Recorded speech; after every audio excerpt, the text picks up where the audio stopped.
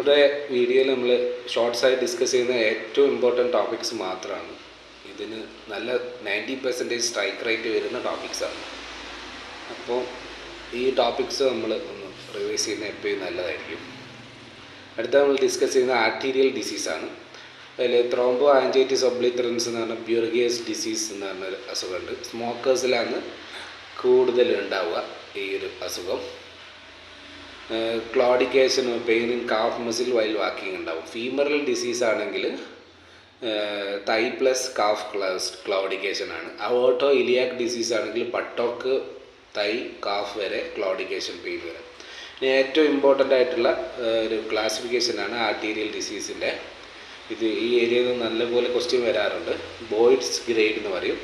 അതായത് ഗ്രേഡ് 4 വരെ ഉണ്ട് ബോയ്ഡ്സ് എന്ന് ഓർത്ത് വെക്കുക. Grade 1 pain starts at the start of walking then disappears. Grade 2 എന്ന് പറഞ്ഞാൽ can walk with pain. Okay. Grade 4 എന്ന് പറഞ്ഞാൽ റെസ്റ്റ് പെയിൻ ആണെന്ന് ഓർത്ത് വെക്കുക. ബോയ്ഡ്സ് ഗ്രേഡിൽ ഗ്രേഡ് 4 റെസ്റ്റ് പെയിൻ ആണ്. ഇതേപോലെ ഒരു ഫോണ്ടൈൻ സ്റ്റേജിങ്ങിൽ റെസ്റ്റ് പെയിൻ എന്ന് പറയുന്നത് ഗ്രേഡ് 3 ആണ്. ഇത് കൺഫ്യൂസ് ആവാതിരിക്കുക എന്നുള്ളത് ഇമ്പോർട്ടൻറ്റ്. ഏതെങ്കിലും ഒന്ന് പഠിച്ചു വെച്ചാൽ മതി. ബോയ്ഡ്സ് ഗ്രേഡിൽ ഗ്രേഡ് 4 ആണ് റെസ്റ്റ് പെയിൻ. ഫോണ്ടൈൻ സ്റ്റേജിൽ ഗ്രേഡ് 4 ക്രിട്ടിക്കൽ ലിംബ് ഇഷ്കീമിയ ആയിരിക്കും എന്ന് ഓർക്കുക. ഇൻവെസ്റ്റിഗേഷൻ ഓഫ് ചോയ്സ് നമ്മൾ ആൻജിയോഗ്രഫിയാണ്. അതിൽ cork screw appearance of vessels കാണാൻ പറ്റും.